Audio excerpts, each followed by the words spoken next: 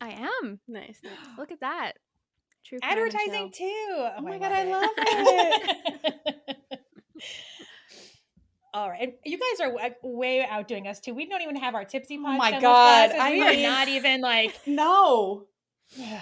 we're Whatever. really We don't- slacking We're- today. We don't have merch. It's not our Yeah. like brand. Okay, it's just in brand. Got it.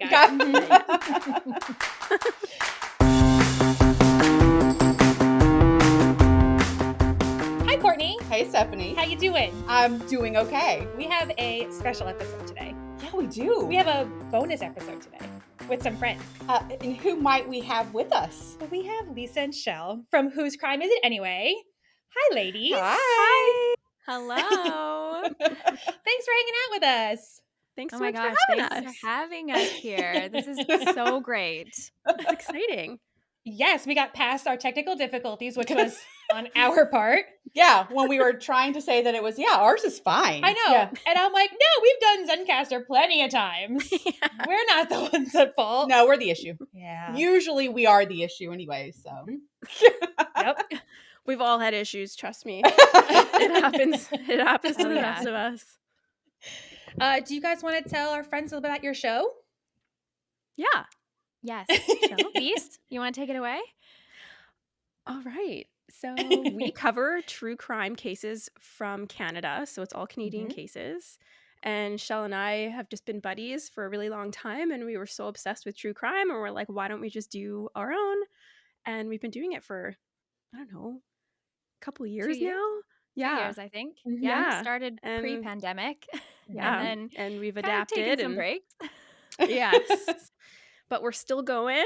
And we're We are. super excited to get back into things. And yeah, share more Absolutely. true crime. Yeah. When And the do you guys- podcast is called Whose Crime Is It Anyway? Which Mhm. is a play on the Whose Line Is It Anyway? Uh-huh. With like two great Canadians are in that. So our little pun that we have. Yeah. I love it. Where can they find you? We're everywhere. Yep. Spotify, Apple Podcasts, pretty much every platform that you can get a podcast on.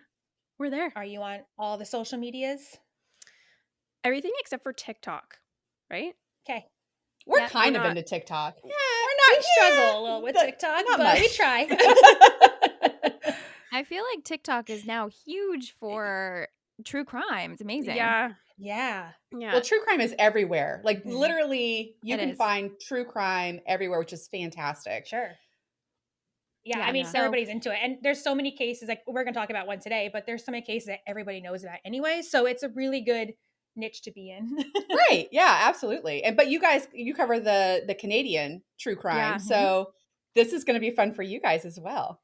Mm-hmm. This is a It big one. is. Yes, Mhm. this is a big one. And we don't get to cover like the big US cases. So, but we, of course, we still obviously consume all that content and Of Yeah. course. theorize. So this will be great. Well, it's good too for us too, because we just cover like horror stories. And I mean, these true crime moments are horror stories, like real life horror stories. Yeah. So, but we don't actually cover anything true crime related. So this will be fun for both of us too, Mhm. because we're doing something true crime related and you guys are doing US true crime. So that's kind of cool. Look at Yeah. us. Look I at us love it. branching Look at out. us. Okay, so we watched Zodiac Mm-hmm. from 2007. Yeah. I'm going to give a little IMDb synopsis for it, and then Courtney will kick us off. I think so. Sweet. Cool. Let's do it. Okay, between 1968 and 1983, a San Francisco cartoonist becomes an amateur detective obsessed with tracking down the Zodiac Killer an unidentified individual who terrorizes Northern California with a killing spree. He does. But they make it seem like one killing spree. It happens over like decades. It does. It's over a big span of time. Yeah. Yeah. Can Okay. you imagine? Can you imagine being a killer and doing it for that long? Or living in Northern California during this time. No. Oh God. I'd move. I would literally move. That's was the just thought like- I had so much watching this movie was like, how are any of these people like out and about, feeling comfortable anywhere where they live? And it's just like, oh, he kills, disappears, and then we're just supposed to just go on with our lives? No. How? Yeah. It's not a thing. And it's Mm. crazy to think how many serial killers there were in that Mhm. era. And people Mhm. were just not locking their doors. No. And they weren't don't like get it. learning from all these other killers. Like, okay, like maybe we should start locking our doors. Should we stop trusting people so easily? Yeah. Maybe. Yeah. Well, I think it was Yeah. easier back then because there wasn't like obviously there wasn't DNA. Oh yeah, like and- something like this would never No. get away with today, No. and it also, wouldn't like, last cell decades. No Yeah, cell no phones. cell phones. Mm-hmm. Like Mhm. GPS Everything's trackable. tracking. Exactly. Well, because even like instances where some of these people were like couples were in their cars, it's like you see a sketchy car, your phone is out immediately. Like you're Yeah. ready Oh, to yeah. call someone or do something. So it would never. Yeah, it I would think never we work. all have a level of paranoia at some level. 100%. Oh yeah. I feel For like sure. doing the podcast has made me slightly more, I don't want to say paranoid, but like kind of. But kind of. Like, if someone Cautious? knocks on my Very door, Cautious. There There we you go. go. yeah, Yeah. but like I like don't trust anything. Like if someone knocks on the door and I'm not expecting someone, I'm flying out of my seat. Uh-huh. Yeah. Absolutely. It's like, what? Calm down. Like I just totally jump to conclusions with everything, but Like it's just hey, the it could Amazon save your guy. life. Yeah. Right.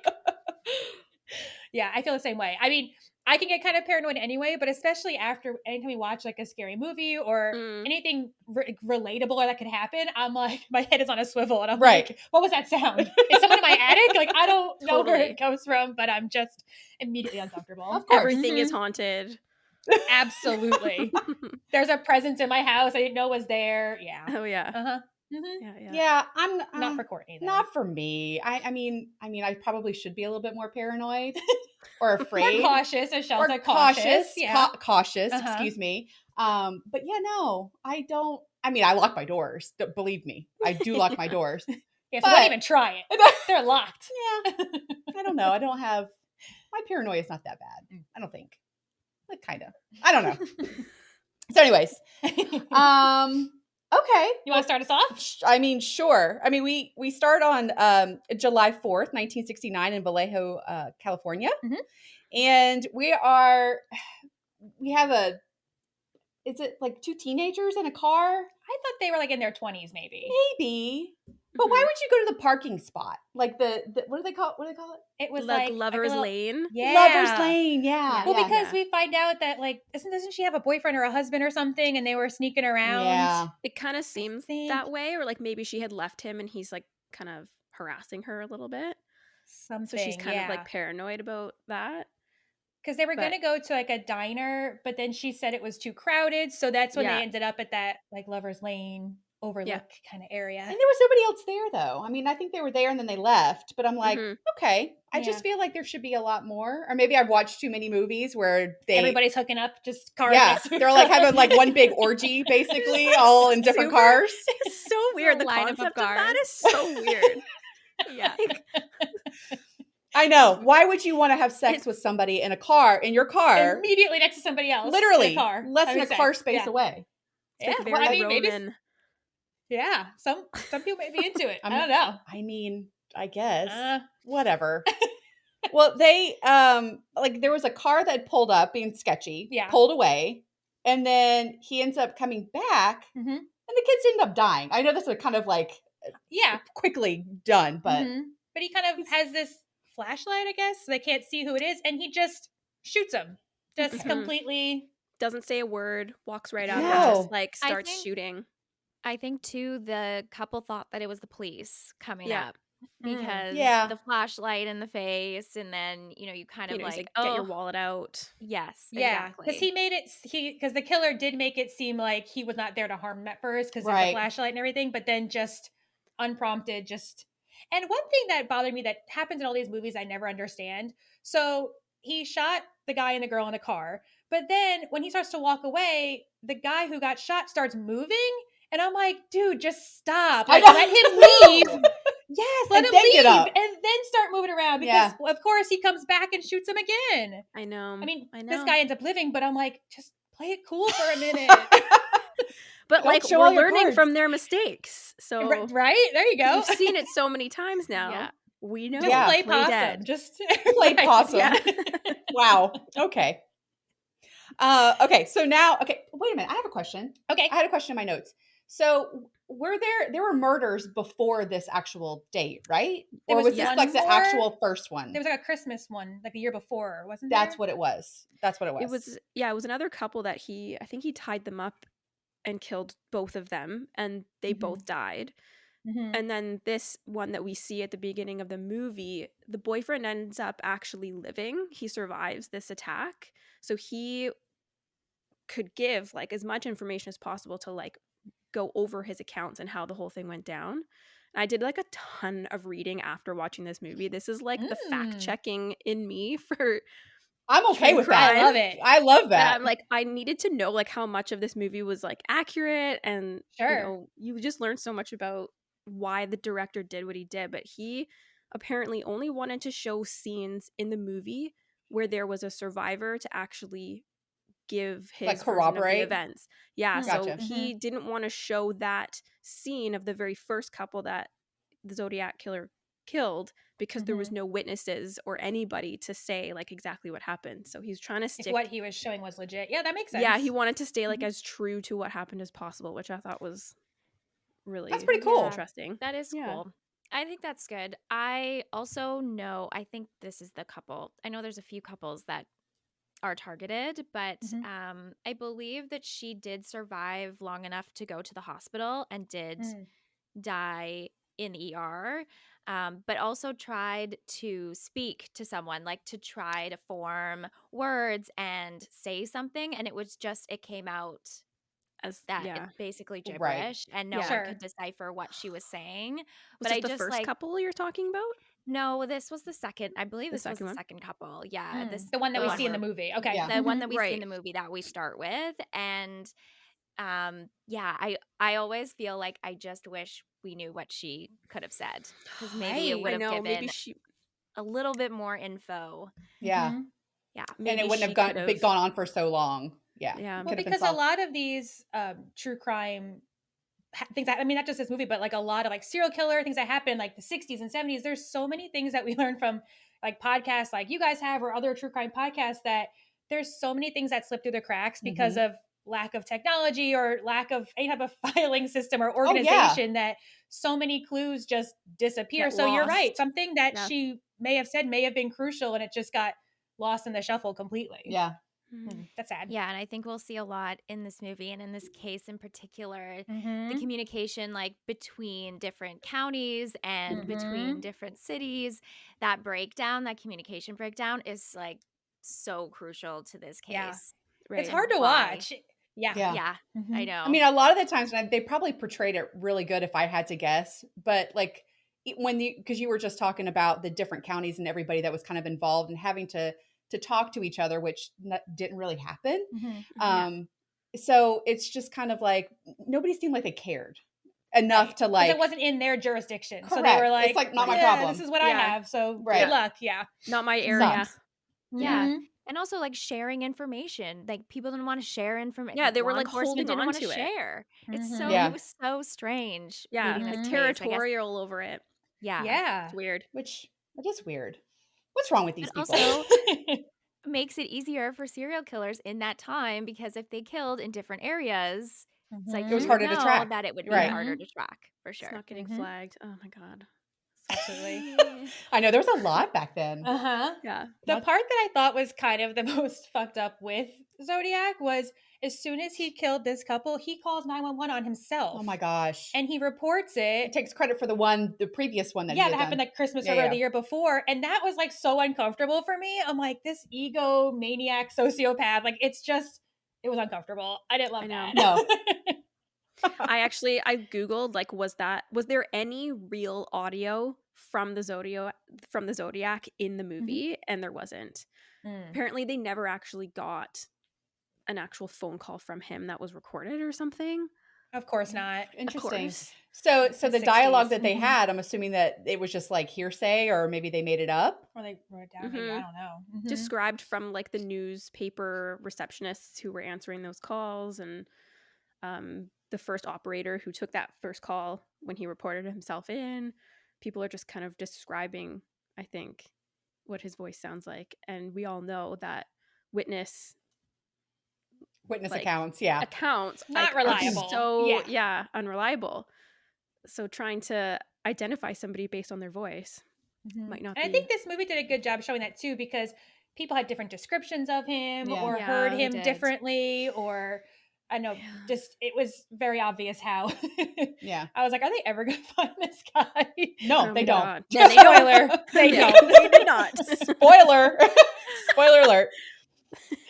Okay, so now we're back to or we're going to the next killing. Or no, this is 4 weeks later. So we meet Robert Graysmith, who is Jake Gyllenhaal. Jake Gyllenhaal, Jake of course. Gyllenhaal, yep. I love me some Jakey. Jake Gyllenhaal. Yeah. Jakey. Little Jakey. So he works at the San Francisco Chronicle as a cartoonist. And then during like an editorial meeting, the editor receives a letter from the Zodiac about the murders and giving evidence that it was actually him that actually committed this murder. Yeah, he gave detail that only him and the police would know about with the murder. And then he also, I put like a cipher along with the letter. Right. This is exhausting to me. Like for him to like the Zodiac to actually create these like puzzles. Yeah. That's a lot of work. I don't have It's time. So much work. I don't have time for that. So much time on his hands. So then we meet another character. Robert Downey Jr. Yeah. Paul Avery. Sure. Okay. In this meeting, and is asked to go and find out the validity of this letter and code thing. And they realize that the police and the other publications received the same letter. So basically all of the newspapers that were in town, because, well, there were newspapers back then, right? that we don't really have them now. Yeah, they were all sent the same letter, the same coded thing. So I'm like, okay, all right. Because I didn't realize that he was trying to be noticed as much as he wanted them to do. publish it, right? Yes. Like on the front page. Yeah. I'm like, what? Like just a game. The ego on this man. Yeah. Yeah. Again, this is a lot of work. I don't have that kind of time. And then of course, like it's in the paper, and then the way they made it seem like they kind of a little bit like derogatory to this like couple, but they're like, oh yeah, a history teacher figured it out. And I was like, what's wrong with being a history teacher? Like, what's wrong with that? I was like, why are you judging the man at the breakfast table with his wife? Like, let them do it. I know. Who cares? Right. I'm like, well, judgy, but okay. Fun fact though, that guy was actually deemed a suspect like right away because he solved it so quickly. So they actually looked into him. They ruled him out, but they actually were like looking into him as a suspect because it was like, how the hell did you solve that so fast? Right. Like, are you trying to insert yourself? And I get that like serial killers like want to like return back to their crimes, but if you're gonna murder someone and solve your own puzzle that fast, that's dumb. I mean, there's a problem there. Yeah. Right. Yeah. What were you saying, Shell? I'm sorry. No, that's okay. I was going to say, like, the couple, I feel like they solved it in such a great way, too, because they were, it's really a guess, because we didn't have any clues as to, like, what kind of letters these symbols lined up with. And they just thought of what kind of words would a serial killer put in this type of cipher. Sure. And I think they had kill in there or something like that. And then once that lined up, they could just guess all the other letters. Because it had the double letter next to it. So it made it easy to figure out if it was anywhere else or where the K and the I were. It was, it was clever. I know that I've read and heard as well that police believe that the Zodiac Killer did not think that this would be solved so quickly. Like he thought it would take way more time. Well, I wonder if that like amped him up to do it. Well, yeah, and I think he had a pretty big ego, if I had to guess. Yeah, so 100%. Yeah, so he wanted to like. He's like, oh, well, I guess they're not as smart as I am. Right. I'm going to make this thing harder. But then he saw it as a challenge, I'm sure, and had to make the rest of them harder or more brutal or just unpredictable. Correct. Or just even not making any sense. Like purposely sending in one something that wouldn't never be able to be translated because it's just gibberish. Which gets talked about like by another person who was considered a suspect. Correct. We'll get to that. We can get We'll get there. Well, there's as we kind of continue, there are more letters that come in, and then on one of the letters that he sends in, he gives his own self a name, which good for him. I mean, like, who gives themselves a nickname? Like that's so a guy with an ego again. The ego. Ugh. Yeah. Yeah. It's not even like really a very cool nickname. I don't know. And his symbol's not super unique. Like, I don't know. Whatever. He like That's the kind best of you he ends got. up like right. Like you copied it. Cool. We will Yeah, get there, come but he on. copied it. Yeah. Like, okay. It doesn't Whatever. even sound scary. Right. No, the Zodiac. Well, it is. I mean, after Ooh. committing all these murders. Yeah, I mean, But he's I scary, mean- but like not even his symbol is. I don't whatever. Whatever. You okay? I'm just gonna judge him the whole time. I don't. So Very it's gonna get aware. worse. Oh, yeah. Well aware. Judge away. We're judging There's hard. where you We're judge. judging Yeah. real hard. All right, so like a month and a half later, now Mhm. we're in Napa, California, September 27, 1969, and we see a story kind of play out with another couple that are laying right next to a lake at is it a national park? I don't know, they're it's like some kind of park. cuddling on this blanket. It was cute. It was cute. Yeah. Do people do that? I don't. I mean, I wouldn't. I'm good. I don't know. So That involves being outdoors. I'm not super interested. well, yeah, you're not an outdoorsy girl. That is for damn sure. So Me neither. the I feel you on that. I'm like, can we go Lisa's to the like a outdoorsy winery one or of us. something? Okay, that's how Courtney is too. Okay, cool. Yeah. I'm a We'll little go to a outdoorsy. winery, okay? Yeah. If I'm going to Napa, I'm going to the wine country. I'm not going to go Oh, lay on a yeah. blanket somewhere. Let's be real. Okay, You would too. that's true. Okay, anyway. I mean, if there's wine involved, I'm down You're for there, that. yeah. Yeah. We can put the lake on another trip. Yeah, Right? we could drive past it and just see it. And be like, Okay. oh, hey, Lake. Cool. We're going to Hey, get Lake. some wine. So as they're laying on this blanket, the girl notices that the Zodiac is like kind of off in the distance, kind of behind a tree and kind of walking Creepy. towards them. Yeah. It's so Um, super creepy. Super creepy, Mhm. especially when you're out in the middle of nowhere. Because he starts walking toward them, Yeah. and then when she notices, he ducks behind a tree. Yeah. And she's concerned, and I'm concerned. Yeah. And her boyfriend, husband, whoever he is, was like, "Yeah, this people are always here." And I'm like, not hiding behind trees. No. Right. But watching he's you. not looking. He's laying down Right. while she's looking behind, like, because she's kind of Mhm. laying on his chest and looking behind them. So she's just telling him what she's seeing. And he's just like, we're in a park. People are allowed to walk around. Like, so he doesn't actually Right. see how weird this guy actually looks. Yeah. And that he's got a freaking Ugh. gun. Oh, yeah. So It's too much. Yes. yeah, so like after he hides behind the tree, he starts walking towards him, and now he's got a mask on. Mm-hmm. And he's got that Okay. Zodiac symbol like on his chest and this On like his whole chest, black yeah. get up. Ugh. No thanks. Yeah. And then, but he starts off by telling them he just wants their keys and his wallet. Yeah. Okay, fine. So they think it's just like being robbed, mugged, whatever. So he throws them his keys and his wallet, but of course that's not it. No. He tells the girl to tie his hands behind his back, which she did loosely, and I was like, good girl, because I would have done the same thing. Yeah. Good girl. But then, of course, he ends up like hog tying her, tying him tighter, and he kills them both. Yeah. This was just Like this one was like a totally different MO than the other one was too. So like through every kill that he's doing, he's kind of like changing up his style a bit, because the one with the car before, he shot both of them. Correct. Yeah, he was shooting them. Yeah. And then this one, he like brutally stabbed them, especially her, because the guy lives, doesn't he? But the girl doesn't. He does. He does. And this scene was actually recreated at the scene where it originally happened. Oh, that's Man. creepy. The director went there, and the survivor went with him, and like just it apparently Ugh, was like almost to a heavy. T with the way that it all went down. So when you watch this, knowing that this was like exactly what happened, it makes it so much scarier. Like, Yeah. just knowing that, like, oh my God. It's gotta be Ugh. so hard for that victim who had to go back there and Yeah. And relive Relive everything. Relive that. Yeah, he did say Ugh. that it was like Wow. stirring up a lot for him, and it was really stressful, but at the same time he was really happy that the director was wanting to stay true to what really happened. Yeah. But the Zodiac, tell the so he right did story. have a gun, right? Mhm. And then the guy asked him, because he thought that he was going to walk away, and said like, hey, by the way, was that thing even loaded? So I wonder, like, If it provoked him a little bit. Maybe. Yeah, or like, did he change his mind because they were in an open lake, and that maybe it would be too loud and people would hear the gunshots, so that's why he used Maybe. the knife, because it was in broad daylight. So I wonder if that's why he Maybe. changed his method a little bit. I don't know. Well, I don't know. And I'm also wondering if like like if someone approaches you with a gun and a knife, either scenario is scary, but if someone approaches you with a gun, it's definitely going to be so much more impactful and immediately scary than someone approaching with a knife. So Right. I'm almost wondering if he was also doing like a shock factor of like, hey, I'm not fucking around. Right. Follow what I'm telling you to do, and then just kind of improvise from there, maybe, or always knew he was going to stab him. I don't know, but I think he obviously went there Who with knows intention what to was in scare his the shit out of mind? these people, then kill them. Right. Ugh. I don't know.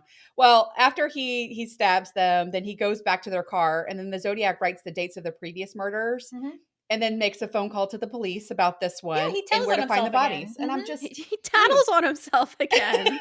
he wants the God. attention. He My wants God. the Totally. attention. Totally. Yeah, 100%. he wants the glory. He wants the credit. Like this guy is a complete narcissist. And 100%. Yes. yeah, 100%. And he loves that they have no idea. And every time he calls them, it stumps them more. Yeah. And they lose, like, I mean, they're further away every time from like trying to find out who it is or figure out who it is. And he is getting a rise out of it for sure. Oh my God. Yes. So gross. I don't know. Now we're 2 weeks later, San Francisco, California, October 11th, 1969. And we hear a radio station take callers on how they feel about the Zodiac. And then the Zodiac ends up killing again. And this cab driver's like murdered as he's driving. Yeah, like he hails a cab. And when the cab driver pulls over to drop him off, he just shoots him. Right. Gets out of the car, goes into the driver's seat, gets something. We don't see what right away. And then he leaves. Right. But it's like, again, another kill, but completely different than all the other ones. Right. Random. And he's by himself too. It's totally not a couple. Now it's just a single just guy. a random guy. Yeah. So that doesn't make sense either. Yeah, his MO is all over the freaking place. He just wanted to kill people. That's what makes them impossible to catch. It's like it's like, what's his name? Terrifying guy. Who planted his kill kits all over the... Oh, yeah. Oh, what's his name? Yeah, I know who you're talking about. Like true crime bullshit podcast covers him. Oh my Israel God. Keys. Oh, yes. I was like gonna look it up. Yes.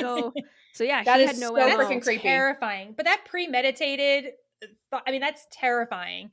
That he's like, I know I'm gonna kill people, so I'm just gonna put stuff to like get myself set up for it and then just do it whenever I feel like. That's terrifying. Yeah. No.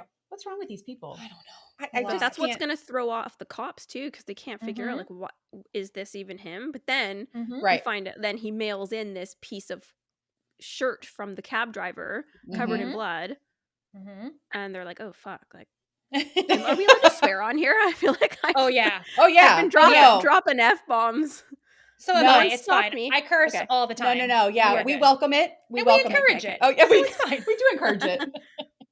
You know what? If you feel like something needs to come out, just say it. It's fine. And sometimes an F-bomb is the only appropriate word. So, for sure. You know, yes, you just got to do it. Okay. So we meet, who do we meet? Oh, we meet, now this is before the bloody piece of clothes. We meet another character in this movie. I don't really know how important this is. It's fine. I'm sorry, who was it? His name is Mark Ruffalo. Okay, it's not, it's Dave. So yeah, he's the one that investigates that cabbie murder. And then the next day is when they receive the other letter. Because they had an eyewitness on this one, which was different than the other cases too. There were kids across the street who saw out the window this man get out of the cab, and they thought that he was robbing the cab driver, like shot him and robbed him and left. So they had an eyewitness, and apparently, I don't know if the cops assumed it was a black gentleman, but they originally put out on like the radio for all the cops that it's this type of person. But then the kids were like, no, he's a white male. He had glasses, a crew cut. Like this is who he was. So they had to correct what they put out there for the cops. Of course, they don't find him because they're looking for the wrong person. Correct. Yeah. Which actually happened. Of course. Of course they did it. Of course it did. And he was walking around. Yeah. He was, and we hear about it again a little bit later, and it's shocking. Yeah, because he's ballsy, and he's just like, whatever. I know. I don't give a shit. Try me. Well, he probably heard, this report go out, and he's like, yeah, they're never going to find me. I'm just going to walk back up to the scene and see how everything's going. He's like, I'm just a casual white man walking around. What are they going to do? You know? Like, oh my God. That's crazy. So crazy to me that they didn't even, they didn't stop him. They just kind of, I think, said something in passing. Like, I don't think that they really, like, questioned the guy. But they interacted with him. Of course they Oh my did. God. Because So they had crazy. no clue. Yeah. Because it wasn't who they were looking for. It's messed up. Oh my God. Like they could have So had him. they like right then. Absolutely. 100%. Ugh. So we meet we don't meet Robert Graysmith. So Robert Graysmith is kind of at the Chronicle, at the newspaper, the cartoonist. He is kind of inserting himself into this whole murder mystery thing, and he's not being welcomed with open arms. Oh, not at all. So they're like, dude, you're a cartoonist. So Yeah, like- what the hell are you? What do you have to do with this? Well, he's intrigued by the ciphers, and he's like trying to figure them out, and he's intrigued by this entire case. So he's trying to help, but they really don't. No, they don't care. I think he's becoming more and more obsessive as well at this point, and just really getting hooked in by who this person could be. Yeah. Which I understand. Like if you are obsessed, this is kind of like the epitome of your kind of podcast where you are obsessed with true crime and you're like questioning everything and wondering why somebody's doing something and kind of what motivates them, I guess, to kill. I don't know. And especially I think with Zodiac too, because what I think starts really intriguing him again is that's when they get the letter at the Chronicle that has that piece of bloody fabric in it. So it's like, I think for anybody, yes, this is scary, but I think especially if you're in that kind of, journalistic kind of field, anything like this is going to be incredibly intriguing to be like, what is this guy? What is he doing? What does he want us to know? Like so of course he's going to be super interested in what he's sending them. He's sending them bait, Oh yeah. Literally. For sure. Yeah. Oh my God. It's like happening in real time. Like imagine this happening now. Like it's crazy. I know. Like I would never leave my house. Yeah, right. Ever. But and also this movie, so much time goes by too, where it's like weeks and months and even like years at points where like before he even sends another letter to the Chronicle, and it's like these guys have got to be dying to be like, what, is he just gone now? Like, what is that? It? I know. Like, how do we? Did he die? Right. Is he like in jail that we don't know about? Yeah. It's crazy. So now we're at the Bureau of Criminal Identification and Investigation. That's a lot of words. It's a lot of words. I need to write it down. I'm like, no. Yeah, no, I did. So this one of the investigators, Tucci, which is I think Mark Ruffalo. Yeah. He is taking these letters to a handwriting expert, and he gives the investigator confirmation about him being in San Francisco because these letters are starting to match, kind of. So like the handwriting on them. Yeah, on the handwriting. So then we're 12 hours later. This movie, and I don't know if it annoys me or if it's a good thing, but literally it's giving you 10 hours later, 12 hours later, 2 years later. A month and a half. It's October 1975. I don't know. Yeah, we hop a lot. Yeah, it does jump a lot. So we meet Captain Marty Lee, who is, no, that's not right. I don't know. I don't know who Marty Lee is. I don't know why I have his name in there. Who the hell is that? I don't know who Marty Lee is, but where are you at? And I also have 10 hours later in my notes. Well, that's 10 hours later here. Oh, you ready to move past that? Okay, cool. I'm so glad you guys have this. Let me scroll a little bit. Yeah. Well, we figured we should have organized. Yeah. Well, kind of organized. Reading and writing is a whole nother ball game, and making sure that we actually get it right because, well, I don't. Yeah. And I'm the one that actually tells our stories on our podcast. Dustin makes us sound like we got our shit together when he edits our episodes. Editing is very crucial for our podcast.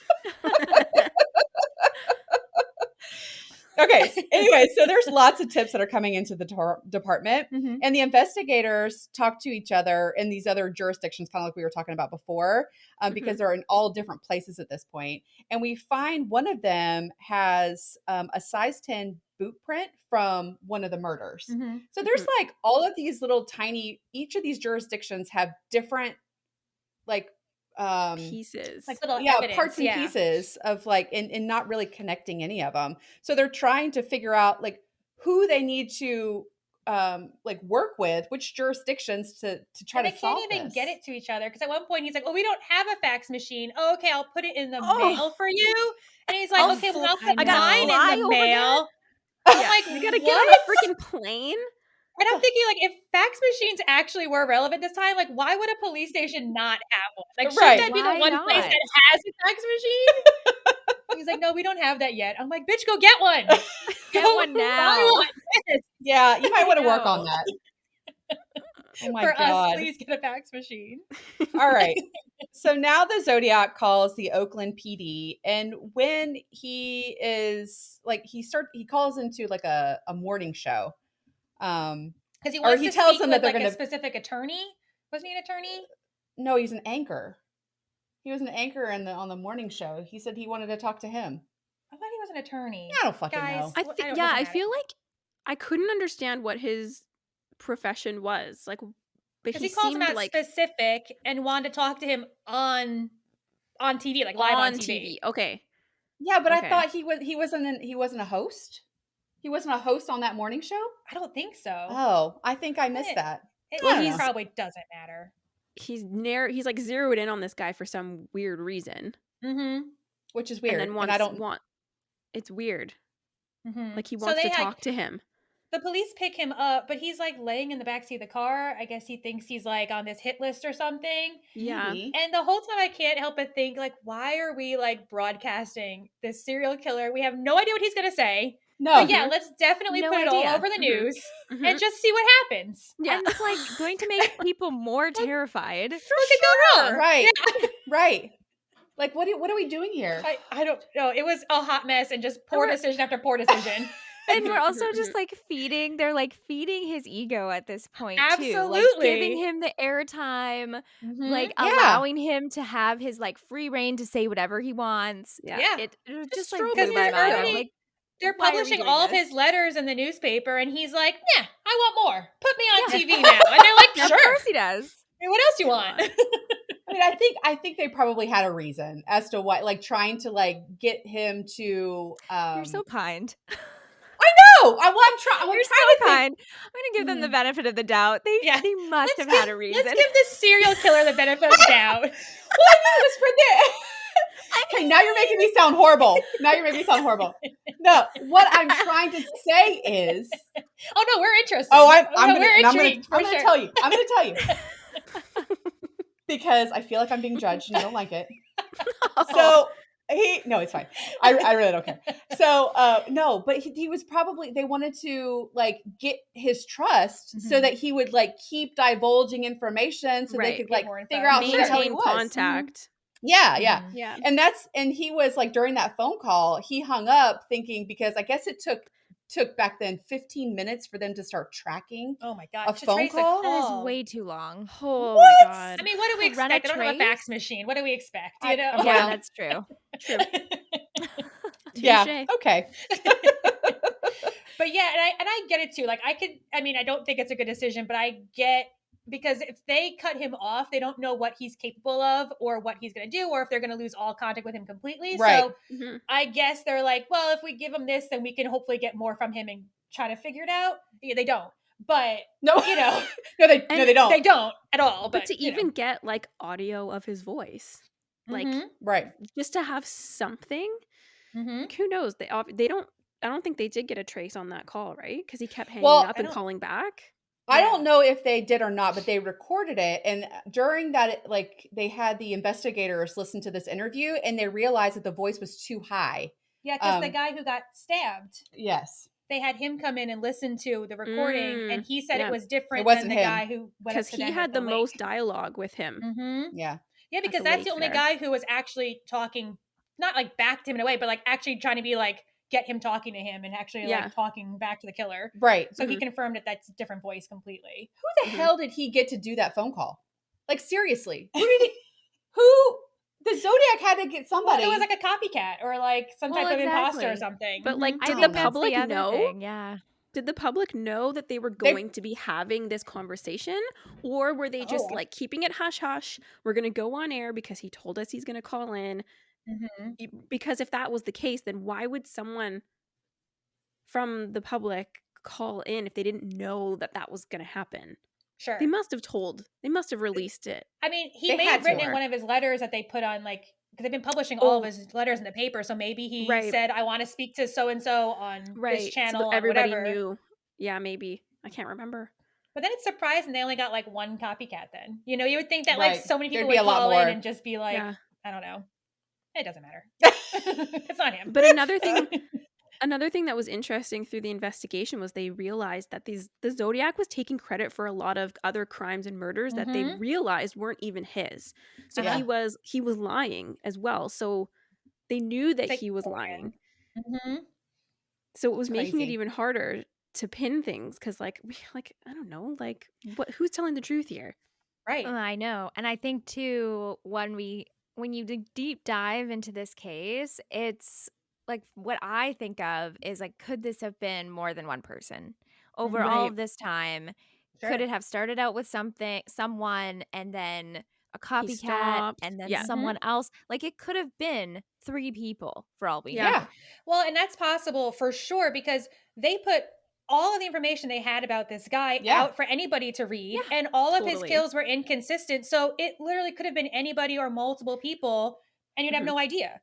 Mhm. Yeah, that's scary too. Yeah, it is. I love that. God. People Okay. just jumping on the bandwagon. Well, Yeah, how God. fucked up is that? It's Can you super imagine? messed up. Yeah. Ugh. Okay. So where are we at? They get another letter. The Zodiac sends another letter Mhm. to the morning show host No. at his house. Oh, the Right. letter he gets, yeah, it has like the ingredients how to make a bomb Oh, that was the other one. Yeah. and another cipher. Like, okay. Right. Why? And he had been calling his house or something while he was away. Oh yeah, the guy who he was talking to on that. Oh, I morning kept show. calling him the host, but apparently Yeah. I might be wrong. I don't He's know. an attorney. It doesn't matter what his profession Attorney. is. I don't know. He was just contacting him. Yes. Oh my gosh. This But guy. yeah, like you were saying, he was calling the attorney. God, I had his name somewhere. It's like Belli is his last name. I don't know. Doesn't matter.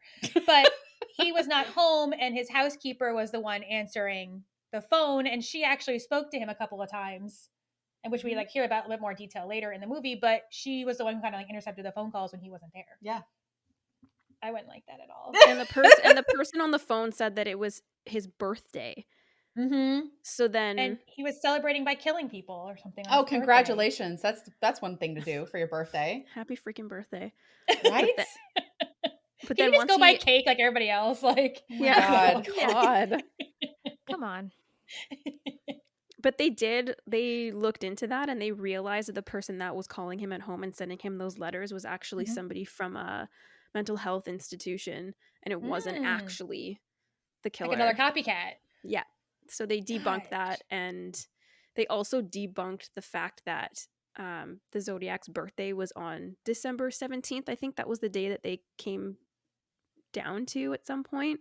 Mhm. They debunked that as well. Oh, I did they so don't even much talk sleuthing. about that in the movie. That's interesting. No, that's awesome. love They it. don't.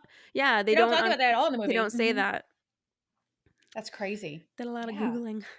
Good for you, girl. Keep us on I track. become obsessed. I'm like, I can't stop. I need to know everything. Oh God, you're gonna solve the case. I love it. Well, that's really cool because we actually were wondering. We were talking before we started recording of like how accurate this. I mean, we know it's a Hollywood movie. Okay, it's not going to be completely accurate, but Right. as far as like based on a true event, like how close was it? So it's cool that you have info like that because some of it's accurate and some of it's just a little bit, Yeah. you know, Like Who knows? dramatized, and they Yeah. don't clarify some things that maybe think- it came about like later after the movie came out that was, who knows. Sure. I'm Who giving knows? them the benefit of the doubt, but You know what? I got chastised the last time I tried to give the benefit of the doubt. I'm just saying. Just say it. Okay, so now we're at March 22nd, 1970, and this girl is driving down the road when a car honks its horn and starts flashing its lights behind Oh, her. Gosh.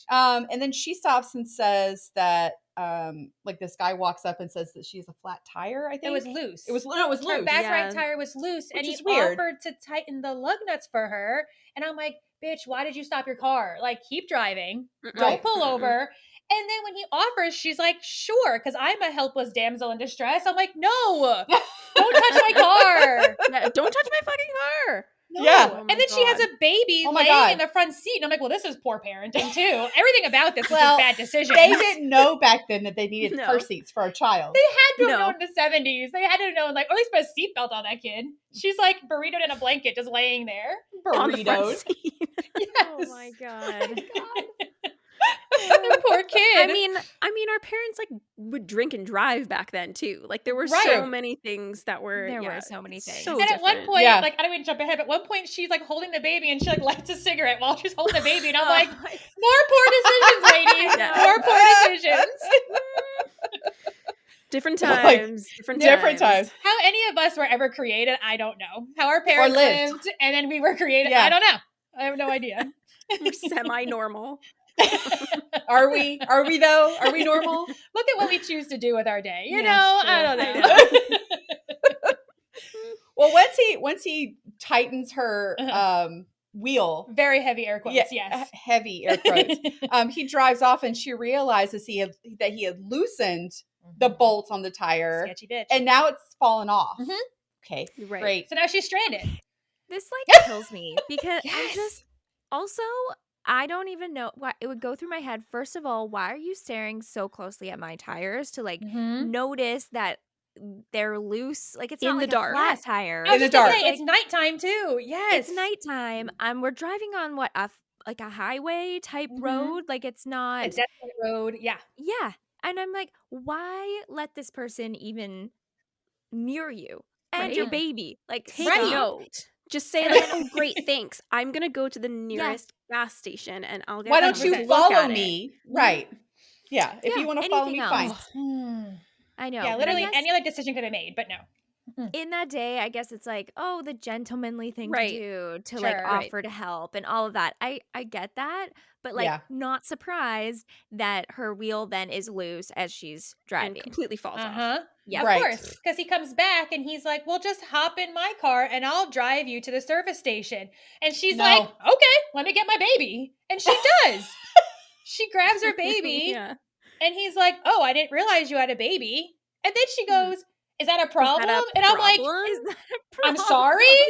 No, it's not a What kind of problem. response is that? I don't know. Sorry, is this gonna be a problem? Should I leave my baby in the car? Right. So you can take me to the service station? She was fine God. laying Oh on my- the front seat. Like, I don't know. And then she gets in the car with the baby, lights a cigarette. Oh yeah. And then he said that her having the baby isn't a problem. And he said, the more the merrier. And I'm like, fuck this guy. Mhm. Fuck this guy with his mind Seriously. games. Well, he ends up passing this gas station that they were supposed to be stopping at. 100%. He gets irritated and he tells her that before he kills her, that he's going to throw her baby out the window. Yeah. Oh, I don't know I how I'd mean, react in that situation. At least he warned her, right? I mean, Oh God. Can you imagine like mean- what's going through your mind at that time? Like, how am I gonna get the fuck out of this car? We're on a highway. Right. I don't know. Like how Me and my how, baby safe. Right. So they jump forward and then a truck, like a semi truck driver pulls up and sees her like flagging him down, and this woman is like, does she have blood Beside on her? herself. I Yeah, thought she's, that like, just her hysterical. hands looked like Yeah. they had blood on it, but I don't know what the blood was from because she said she jumped out of the car. Maybe when she hit the Right. road. Oh, I don't know. maybe she had like a road rash thing on her Maybe. hands Yeah. or something. I don't know. Right. But And she, the like, baby, she had hid the baby in like the Like a ditch ditch, or like the ravine kind of shrubs on the thing. side. Yeah. Because she said that she was terrified that he was going to come back, which is so like It's true. just like that was terrifying. Right. Mhm. So she hid her baby in like the bushes in this like ravine ditch. So because she didn't know if he was going to come back for her or not. Mhm. But like, And why who didn't knows he go how long back? She was too. right because who knows I how have long no she was idea. waiting there before anybody else came by to help her. It seemed like a pretty desolate road. It might have been a while. For sure. I mean, Yeah. man, I don't get it. I don't Yeah, that's know. a really good point, Shell. Why didn't he turn He's around gone back before. and like yeah, Right. exactly, like force her to get in the car or just like shoot her right then and there? Right, because he already made the effort to loosen her tire and then get her in the car, and then just to like give up. That like none of it makes any sense. But again, think like there's no I'm- MO though. Nothing. No. It's So a free he's for just all. doing something different every time almost. So like maybe Yeah. he was just trying out a different way and it didn't I work don't out. know. Or maybe he immediately had some kind of connection with her and he's like, I'm not going to kill her. I don't know. I don't know. Yeah. So sadistic. Maybe this didn't go how he wanted to, and he just left. I don't know. Maybe the Right. baby messed with him. Maybe he was like, well, he was just like, I can't kill Yeah, her with maybe a it baby. like threw him Maybe. off. I don't know. Maybe. But they I ended don't up know. finding her car and it was on fire. Yeah. So like So he went back for the that- car, but not for her. which is yeah, that's weird, weird. right? That's weird. Well, there Like, could have been why? evidence, like fingerprints, something on the car Maybe. that would Maybe. lead them back to him. So Maybe. If could he have been You're touched her probably why. right. car, maybe he could Yeah. just wipe it down. I He don't could have know. just wiped it down, Maybe but he maybe just it's really more likes like, fire. I don't know. yeah, Because like if all he touched were her wheel nuts or the lug nuts or whatever you call them, Uh-huh. it would only be with the oh my With god, the thing that could the That- thingy, the the X that- that Yeah. what was that? That thing. You just tighten it with. the Don't we know what we're talking you know about? I was like, a wrench? I don't know what it's called. the thing that Works for tightens me. them. Yeah, Yeah, we're like we're he really car people here.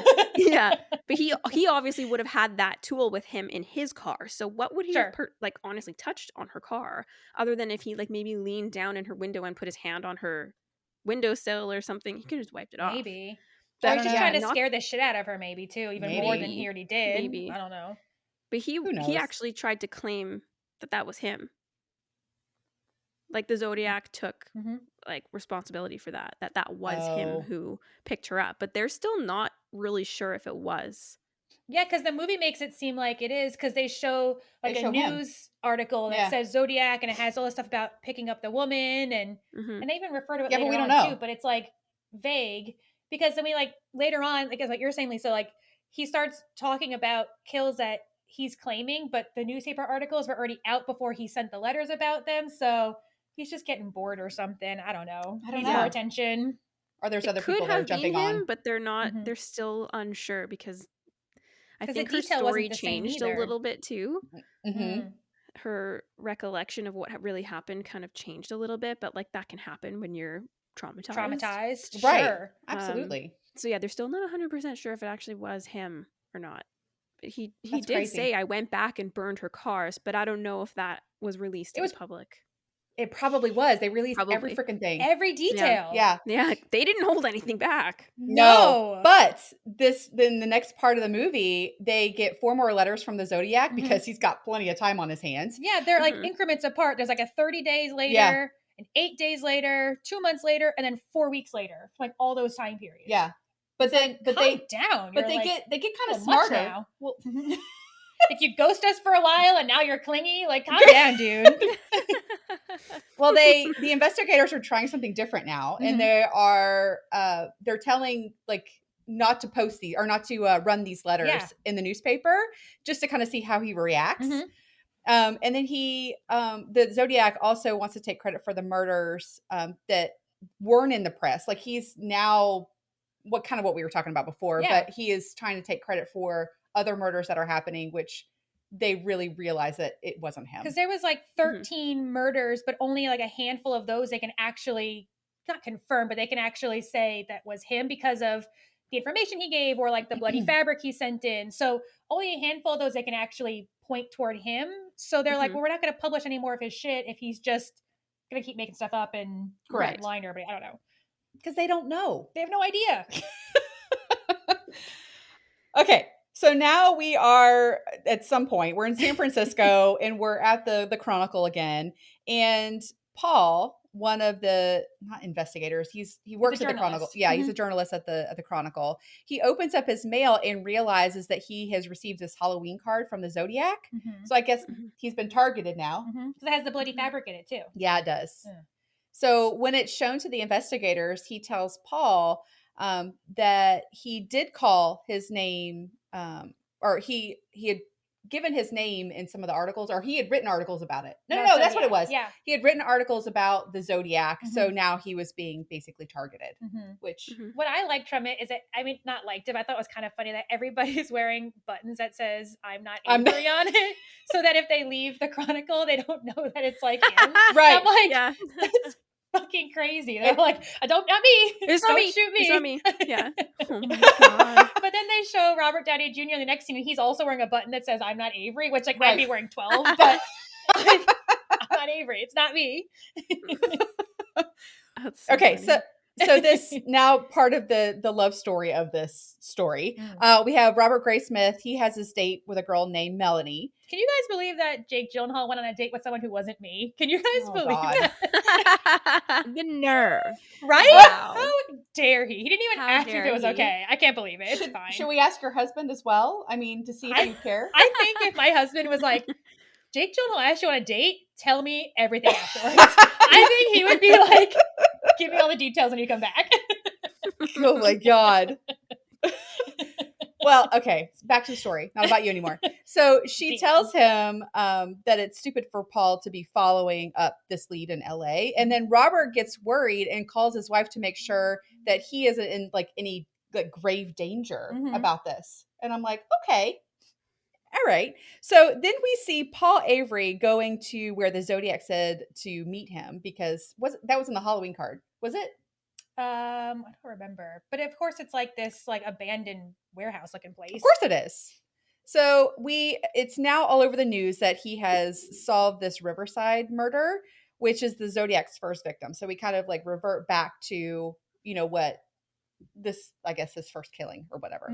So I guess they've solved it. Well, so there was this murder that happened in Riverside, California, a few years before the ones that Zodiac was pinned to do, like correct, yeah. Whatever.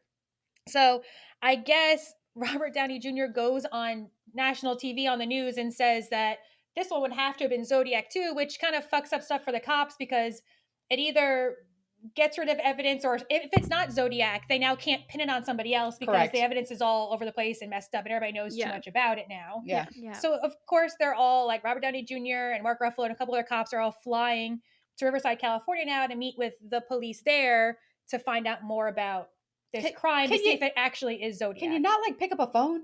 I know. They don't have fax machines. Really I'm sure the best way. That's the only way they're going to get evidence is if they like physically show up there. They're not going to have to wait a couple of days for it to come in the mail then. It's true. Because you can't send evidence through a fax machine, apparently.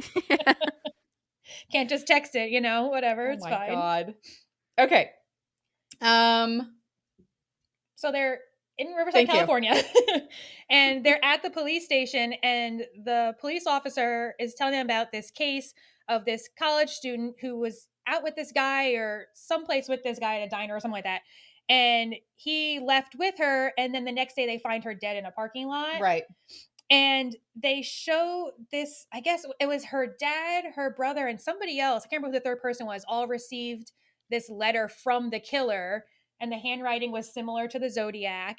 And then they took out this like piece of wood. Like, what was it? Was it like, I don't know what it was.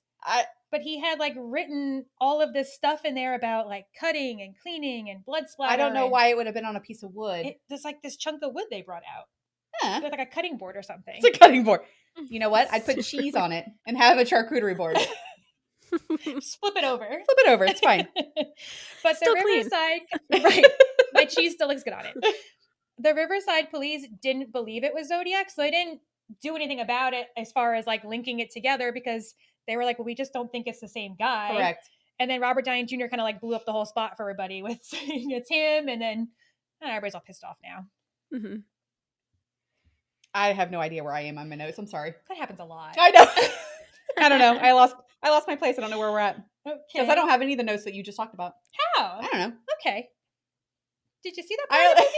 You know what? I just decided to, like skip. It was a long movie. It was so long. It was super long. Oh. And of course, taking notes, it took like even longer. I don't know why it needed to be almost 3 hours. I don't know. Crazy long. You had to do it in breaks. Yes, I did too. In like increments. I days. Paused at one time, made lunch, and then came back. I had to. Yeah. Okay, I have 8 months later in Torrance, 1971. Oh, that's up here. Where did? No, I'm really scrolling.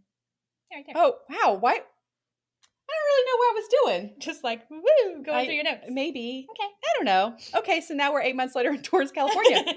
It's July 26, 1971. We meet a guy that had gone fishing with the Zodiac. Mm-hmm. He is losing his job. The Zodiac has lost. He's been fired. Mm-hmm. He's being fired. I don't know why I was having trouble getting that out. He got fired. And starts like he's shooting kids. Like he's telling him all of this information. Like he's done all of this. He's losing his job. He's shot kids before. Well, no, he said he would do it. So yeah, he was giving his like plans of what he wanted to do. I give up. You know what? I'm done. I don't know. I think my notes so are much. my God. It's a lot. It's a lot. So much happens. I think I stopped caring after this. It's a wait. What happened? I think I stopped caring after a while. This is probably hour 2 of 3. You're like, are we gonna ever catch this guy? We No. get it. Okay, We get it. But this guy, I think, used to work with him. I worked at a school, and he got fired because apparently he was Touching being children. disgusting toward children. Yes. Right. Yeah. Yeah, he was molesting the students. Yeah, he's a disgusting person if we didn't get that already.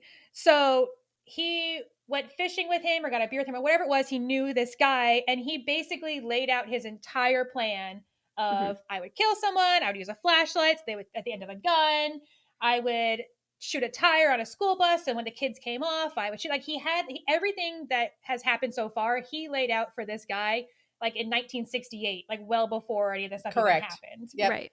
And so his friend is like, this guy is the Zodiac. Like, right. And he said he tried to call the cops about it when this guy was telling him about it. But again, of course, it just gets lost in the shuffle. Yeah. How something like that gets lost, I don't know. Well, maybe somebody just didn't write something down. Just didn't care. Maybe. I don't know. I don't know, didn't but take it seriously. This guy ends up giving his name, Arthur Lee Allen. So this is kind of like the first time we hear this name. First and suspect, then I guess. Correct. Yes, I think he was like the biggest suspect this entire, like from now on, he was always like, it's this guy. And they were just trying to prove it, or all of these murders, they were trying to connect back to him. But obviously it never happened. Of course. Yeah. So the investigators do some digging on Allen, and he was fired from his job, and that he can write with his other hand because they were having problems looking at his letters. Correct. So it's not just one hand. You're going to write different with your other hand, even if it's the same person. So they kind of figured that out. Well, not really figured it out, but they realized that could be an issue. It's possible. Correct. So now we're one day later in, is it Rodeo, California? Sure. I don't know. It's like Rodeo, California. I don't know where that came from. So we're at August 4th, 1971, and the investigators go to see Allen at his job. And then they tell him that they are investigating the Zodiac murders, and he said that he doesn't know anything about them and stopped listening to the reports after the first couple's murder. Oh, yeah, it just scared him. It just scared him. It did make him uncomfortable, right? Guy. Yeah. So he's also like talking too much during the interview. He gives too much information. Gave too much information. Yeah, he was like super smug, and I'm like, ugh. Yeah, very smug. Find a way to arrest him. Yeah, because he got an ego. Yeah, I really think it was him. But even the way he was sitting, like he's so like overly relaxed. He has his legs crossed, like his hands folded. He's just lean. Yeah, in his chair. Yeah. He just doesn't give a shit that he's being investigated by 3 police officers. Doesn't care.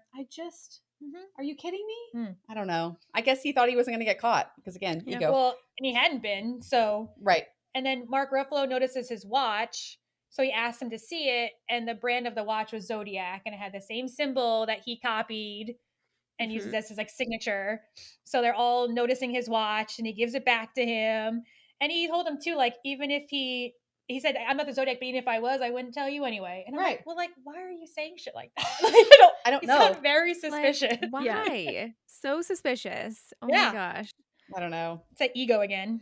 Well, he ends up also before the interview is over, giving himself an alibi, but the alibi is not really a valid one because the person who would have like validated this action or whatever he did had a heart attack and died. Yeah. Okay. He's like, no, I got him at 4. My neighbor saw me. You could ask him, but he died in whatever year because of a heart attack. They're like, why did you say that? Oh, and by the way, why would you say that? Yeah, right. And by the way, when you go check my car, there's going to be knives in there and they've got blood on them. But they're chickens. They didn't even ask about it. No. And he's like, here, I have this and stuff in my car. Like, they didn't even ask him about the knife. He said, well, he said something like, if you see like bloody knives, it's from a chicken I killed. Like, that's disgusting. First of all, that's so true. Gross. Like, why would you keep that in your car? I don't know. Like that's super messed up. Yeah, I have in my notes that they all started like getting spidey senses that this guy was like not legit and like something off about him. Exactly. So they go to talk to Alan's brother, and this guy confirms everything. Like, he's basically like, my brother's fucking crazy. You should arrest him now. Exactly. But when they go to try to match his handwriting doesn't match. Which, of course, I feel like we already determined that if he's ambidextrous, did I just say that word right? I think so. Because I feel like I went with it, but I don't know if that's right. It sounded right. Okay, great. But they would be different. All right. So then now we're 1 year later, and Paul says that he wants to be in charge of the Zodiac case. His boss is not convinced and tells him that he's drunk. Oh, okay. Yeah, like you're not going to do this. This is not for you. So the investigators do their due diligence, and they talk to people who are like willing to give their testimony under oath, because people are afraid of this guy. So like they don't want to go, in trial and potentially get killed. Like or Piss put this their guy face off out and there. then- Yeah. Yeah. I mean, who knows? Whatever. And the guy who told him that, I guess, went on that fishing trip with him, who told them the whole story about this is what he laid out, said that he would swear under oath that legitimately Yeah, but then happened. didn't he back Right. out? I think he followed through. He did it? Like Yeah. nothing for this case ever has like a complete end to it. It's like they hit a Right. roadblock at every next step. know. It's like, it's so frustrating. It's true. They do. So now we're at September 14th, 1972, Santa Rosa, California. We are in the Sunset Trailer Park, space A7. That's a lot of detail. Why? Why do we need to know that? I didn't even write that. Good for you. Well, I write things, and then sometimes I write things and that I don't know what I'm writing, or they don't make sense. Oh yeah, this Okay. is super useful. You're right. A7. What Like, was the this is spot for again? Well, like, sometimes they show it to you on purpose because they might like Right. circle back to it, like foreshadow. Well, keep this in one they mind. never do. No, they don't. They don't. It doesn't make any sense. Okay, so the investigators are at Alan's trailer. He isn't there, Of course but not. they decide to go into his house anyways, which that's not a thing. Like you can't just walk into somebody's house. It was unlocked. They just helped themselves, whatever. Okay. Do they have a search warrant though? I don't think at this point they did. Oh, okay. I don't know. Yeah, that's definitely not okay. Right. I don't think so. But don't they? I don't know. What it is. They were just going to go ask him some questions and then just Well, I walk think right in. also, because isn't this like where they ended up getting a second opinion about the handwriting? So I think since they had somebody else say that Maybe. it could be still him, they got Mhm. some type of like grounds to go there. None of it made sense. I don't know. I don't have answers. Okay. I don't know. Well, they go into the house or into the trailer, and then they find squirrels in cages, A lot of squirrels. kind of running around. Why? What like are we running loose in the trailer, and also one specifically in a cage, and I don't Yeah, know. What's the reason? Why? It was What's gross. How do you catch a squirrel Mhm. like And that? like, leave Really? those poor squirrels alone. Let them go hang out in a Yeah. tree or something. Yeah. What's squirrel do to you? Let them collect their nuts. So they start talking to neighbors, and they said that he left like about 30 minutes ago. But they like look through everything and Not wearing gloves either. No, and and just they- Yeah, touching no gloves. stuff. no, None. and they take shit. They Like, find guns of his, and they're just like with their fingertips, like no gloves, just touching. Hey guys, like stop What is touching happening? stuff. Awful. This is not Shouldn't how- that be like police 101? Like if you're at a scene, don't touch shit. maybe the Zodiac has like created these new things because they really Maybe. screwed it up. I'm like, can someone put a pair of gloves on, please? No? Okay. No. He's like, hey, look at this shotgun. I'm like, stop touching stuff. It's too much. Well, someone ends up pulling up, and they realize that it's this Alan guy. Mhm. So they go out to greet him, which was very uncomfortable for me. I didn't like that whole scene. But they Is it because his shorts were way too short for him? there was a lot. There That was a was lot. uncomfortable. So You they read. noticed that. He gets That's out of the awesome. car and his shorts Stephanie were like, would. Stephanie would definitely notice I that. like as soon as he got out of his car, his shorts were short and like also like up his butt crack a little bit, and I was like, that's not flattering. A little bit of a hungry bum. A hungry thumb. Yes, very much It so. looked uncomfortable. So they run this guy through all of the tests at the police department, and nothing is matching. Of course not. No. So Tucci gets up, and he ends up leaving. Like I think he's like done with storms this. off. Well, he's Makes a scene. throwing a little tantrum. It's fine. So now at the movie theater, they are showing the letters of the Zodiac. So they have like created this whole like movie. Yeah. What? I don't Why? know how that's a thing if it's an open investigation. Like how can that Yeah. be a thing? I don't know. I don't know. But Robert Graysmith is there. And he goes to introduce himself to Tucci because I guess he knows that this guy is investigating and he wants to be a part of it. Mm-hmm. So he tells him that he's going to catch him. Like Blacksmith says, Graysmith, different name. Graysmith. Graysmith. That's fine. Did I say Mhm. Blacksmith? Yep. Yeah. Yep. Sorry about that. I'm telling lies. But anyways, he tells him that he's going to be a part of it and he's going to catch him. He's like, okay, whatever. Kind of blows him off. Yeah. Now we jump. Oh my God, I keep coughing. Hold on. We'll get it together, guys. It's Yeah, fine. sorry. This is our normal. Okay, so now we're jumping 4 years later. Mm-hmm. So it's been 4 years. Mm-hmm. And nothing. Nothing. So we see Paul Avery. He's left the Chronicle. And that Tucci's partner is transferring departments. And then Robert Graysmith is married to his girlfriend. So yeah. They got a baby. They had a baby. They got a baby.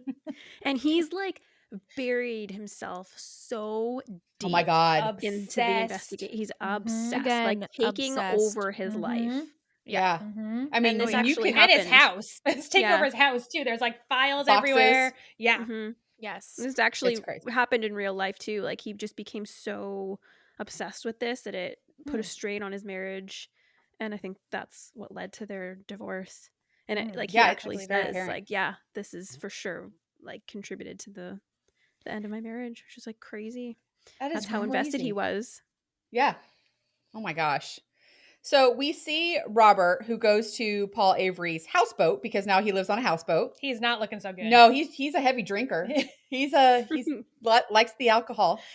So Robert tells him that Paul should write a book about the Zodiac to kind of like shake things loose. Like he wants, because he knows that this guy, if it's the same guy that's doing all these murders, but he knows that he has an ego about him. So if he writes a book and kind of like says some things that maybe he'll like come back and surface again. Yeah. Kind of like, poke the bear a little bit. Yeah.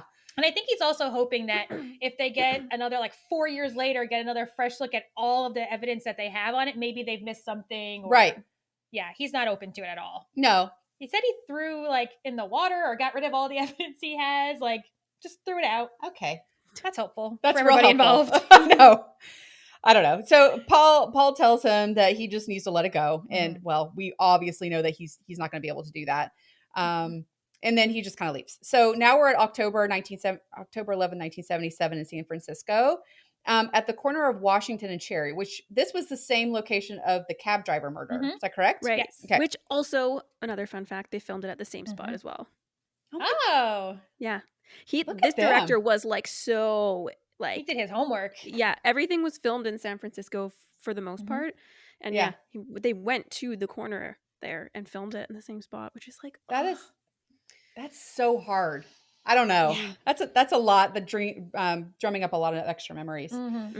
So so they get to this corner and Tucci sits and he just waits in his car, and then he ends up just driving off. So I guess I don't know what he was waiting there for. Like, just does he randomly go and sit in this like corner? I don't know. See if he thinks of something. I don't know. Yeah, like is he trying to like have like some sort of like epiphany, or something's gonna come back to him and like kind of click and make sense? I don't know. But Robert goes to visit Tucci at the police department. He asks to buy him lunch, and obviously, if he's anybody like you or I, or interested, free food immediately. Free food. But also, like Tucci, Mark Ruffalo's character is eating like the entire movie, so of course he's like, lunch. Okay, sure, I can squeeze it in. I like food. So during lunch, Robert asked Tucci about the Zodiac and like what's going on with it. Like, what are they investigating? Where are they at with it? He tells him about wanting to help.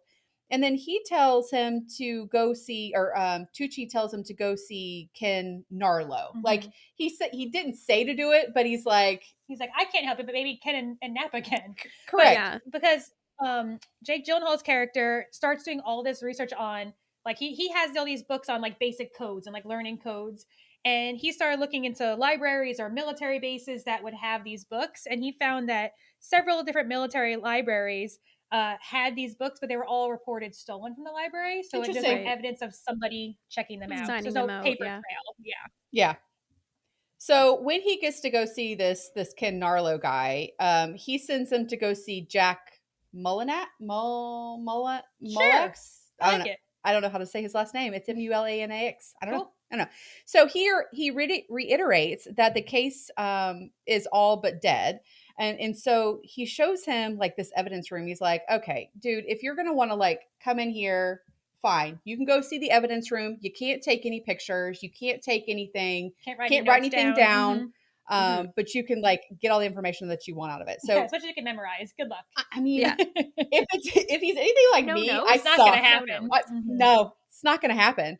So he finds like these boxes, does his little research. He runs out of this building, like when he's done with it, just so he doesn't forget all the information, and then just starts like writing down everything that he can remember. Yeah, he like runs into a diner, grabs a napkin, and starts writing all over this napkin. So crazy. To like reiterate what he has.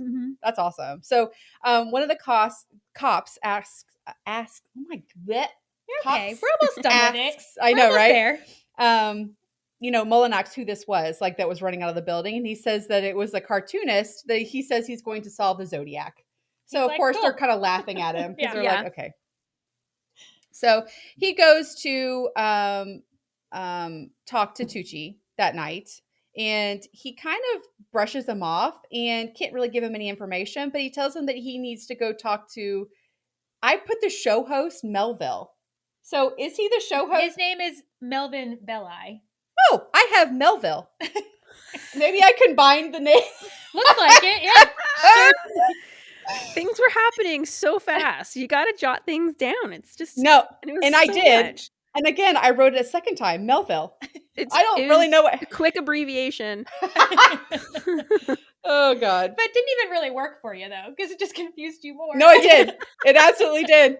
Okay, so but he found out quickly. Sorry to interrupt you. Yeah, no, go ahead. Why he was going to go talk to Belli was because he realized that Zodiac had to have known Darlene, which I think was the first kill he had, or I can't remember if that was the first kill or the one that we saw. The first one we saw. I think the second one. The first one that we saw. The one that we saw with the two people in the car in the movie. Yes.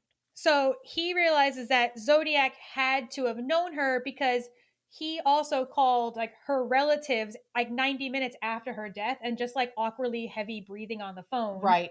And then hung up. But that's the only kill that happened for. So he thinks that he had to have known her directly. Yeah. Okay. Is that really? Okay. I mean, it works. I mean, it does. So he waits to see this host guy. I think he's still an attorney. Okay, attorney. But, whatever. At his house. He's obviously running 2 hours late because, well, he probably doesn't give a shit. Mm-hmm. Yeah. So Robert ends up talking to the maid, who says that she's actually spoken to the Zodiac. And the Zodiac said that he had to kill that night, the night that he was talking to her, because it was his birthday. Mm-hmm. Robert like scrambles to like get his pad and paper out and figures out that December 18th was his birthday. Now you had information about what was it? Was it this? I don't know when was his birthday, or when did he claim to have his birthday? It was the 17th or the 18th? I can't remember. Okay, but then the they kind of debunked it. They debunked it. It was somebody from the institution that was being hospitalized, and they were not well. Okay. They were not well. No, not so much. So I'm sorry. Did you guys hear my dogs, or is that just me? Yeah, okay? But that was a little bit. They're so cute. Sorry. What are they doing? I don't know. Sorry, I have a border collie who's obsessed with any kind of tennis ball. Oh, is that what it and is? My neighbor across the street plays lacrosse in their front yard, and when she sees it out the window, she loses her damn mind. So that might be what's happening. Well, sorry. Okay. All good. So okay, so Robert gets home that night. Melanie isn't looking all that happy, and she asks him about the article in the paper about him quietly shopping around to produce this Zodiac book. Oh my God, the dogs. I might have to shut her up. I'm sorry. I'm sorry. Hold on 1 second. Oh no problem.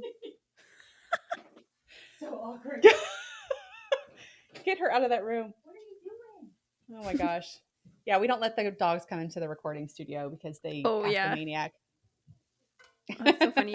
You guys have your faces behind you on the wall there? Oh, we do. That's so cute. Yeah. Oh my gosh, I love that.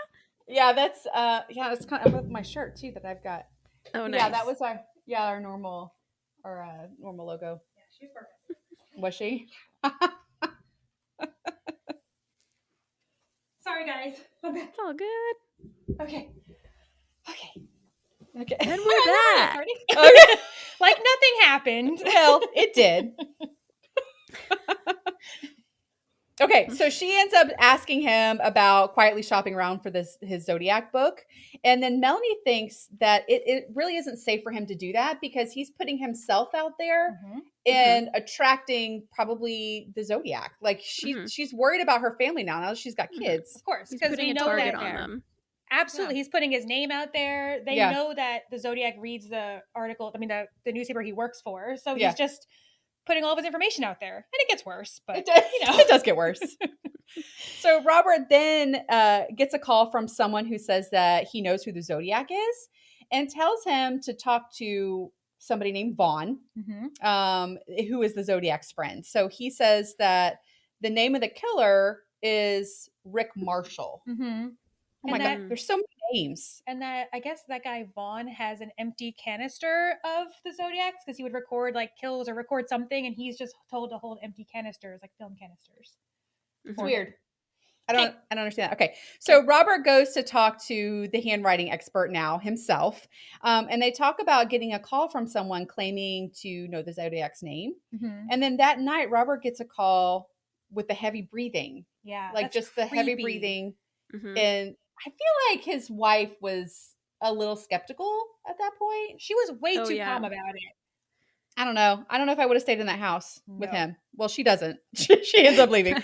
Well, long story short, she does not. No.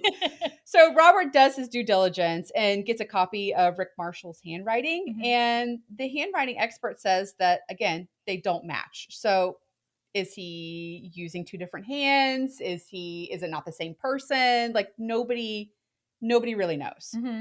So Tucci gets a call that the Chronicle has received a letter from the Zodiac with Tucci mentioned in it. And then the internal affairs people they're kind of talking to him, obviously. And the news does a report that Tucci is the one that wrote the letter. So like, there's like, now he's being targeted because now they think he's the Zodiac. Yeah. Or sending some type of bullshit letters That's ridiculous. I just don't understand. And then Robert and Melanie's marriage is obviously being destroyed by this Zodiac. Yeah. Because he deciphers one of the Zodiac's codes and now he's on TV talking about it. So now his face is actually out there for everybody to put a face to a name. Right. Yeah. She mad. She's pissed. Not happy. Not happy at all. So, and then Robert talks to this Vaughn guy and asks about Rick Marshall. And then he realizes that the handwriting that he's been researching is Vaughn's. Well, because he meets up with him. Right. He goes to his house, Yeah, he meets up with him and he's like, oh, meet me at this coffee shop. And he's like, no, come to my house. And which I'm is why? Sketch. He does it, but why? Okay. So Jake Gyllenhaal is there talking to him and he's like, oh, do you know anything about this Rick Marshall guy? He used to do these posters for this movie theater they used to work at. And the guy whose house he's at is like, he never did the posters. I did all the posters. I wrote them all. I did all the drawing on it. So me and Jake Gyllenhaal are like, oh God, get out of the house. He's the killer. No. That's the killer. Get out of the house. Well, that's what they want us to think. We don't really know. Yeah. So, and then of course that guy Vaughn is like, oh, I have the videos that you want my basement. And I'm like, oh yeah, come down to my basement. Definitely go into a sketchy ass basement with him, please. And he's like, not many people in California have basements. He's like, I do. Come on. Yeah. And he does. And it's like dark and spider webs down there. And the basement is gigantic. Like it just looks way too big for the house. That's a pet peeve I have with a lot of horror movies we watch. Like people go into basements and the movies are like the basements are twice as big as the houses. And I'm like, what's happening? Does that make sense? Well, he ends up quickly. Oh, go ahead. Sorry, another thing that was freaking him out was I think at some point in one of the Zodiac's letters, he mentions that he has a basement. Yeah. And I guess that was something that stuck out for them because like he said, a lot of houses in California or San Francisco don't have basements. So when he's at this guy's house, he's like, you have a basement. And sketchy. Like, yeah, come down. So come with me. This actually is something that he describes in his book as something that does happen. Like the reenactment of this is like pretty similar to what happens. Creepy. So like in the basement, this guy's acting like super like ominous all of a sudden. Yeah. So and he hears noises because he was asking him upstairs. Yes. Oh my He's like, God, do you live alone? Because he can hear people walking upstairs. No. And he's like, I thought you were alone. He's like, I am. And he's like, you're like, but are you? What? Yeah. But this apparently that happened. 100%. Like he was there and he was like, he fucking heard like footsteps upstairs and he got so freaked out. So that's True story. Yeah. And Well, when he But goes we to don't hear run out of anything the back. house, of no. course the Yeah, nothing. deadbolt is like with a key and not an actual lock on it. I'm like, he's gonna get murdered. He's gonna get murdered and die. Yeah. But like Vaughn just shows up like super calm, fucking with him again, unlocks the door, and he just like takes off. Lets running. him bolt Yeah, out the door. lets him go. Super That's weird. So crazy. I don't Yeah, know. it's I feel like very if you weird. follow someone to your house, like to like their house, you don't know them, and as soon as you go in the house, they like lock the door. No, That's not a good sign. Red flag. no, Yeah. you're Yeah. probably gonna die. You're going back. So Robert gets home after this night and realizes that this whole family's gone. Like Melanie has Packed taken the up. kids. Yep. Yeah. Taken them She's to like, her mother's "Deuces." house, I think. And then he goes to talk to Linda in jail. So Linda is Darlene's sister. yes, The girl, the first person we saw who got killed. correct. Mhm. So he goes to visit her in jail, and the creepy guy, she calls him the creepy guy during the painting party that they had. So she knew him or knew of him, but really didn't know his name other than it was, I think, Lee. And she said that her sister was creeped out by him too. Darlene was like, "Don't talk to him. He's weird. He just kind of showed up at one of their parties. He like hung out in the corner, like on a chair, and just like watched everybody. That's creepy. That's creepy." And then said his name was Lee, and then Right. of course starts like going back to Arthur Lee Allen. He wanted it to be Rick. He was set 100%. on He was like Rick pushing it on Marshall. her. Yeah, like Are it you was sure Rick. it wasn't him? Yeah. Because she was like, it was a short name. I can't remember what it was. And he's like, it was Rick, wasn't it? And she's like, no. And then when he starts walking away, she's like, it was Lee. And that's Arthur Lee Allen. Yeah. And so then he's like, holy shit, we are going right back to square one. And then he's just dead set on that for the rest of the movie. Yeah. When he goes to tell like the police after he had this meeting, nobody believes him. Like nobody, they're like, no, this isn't the guy. Like you're barking up the wrong tree. Yeah. They're like, trust me, like we've looked into all of this. Like nothing matched. Like his writing didn't match. Fingerprint. Fingerprint didn't match.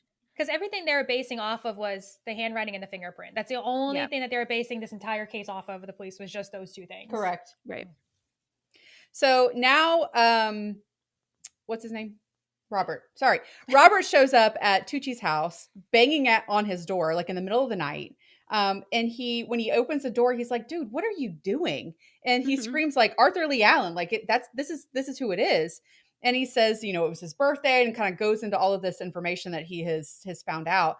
Then they end up going to a cafe, I guess, down the street, and talk about all of the evidence that they ever had about this guy to see if, I guess, anything matched. Because obviously Tucci was like, you've got something. Like, I feel like you've uncovered something.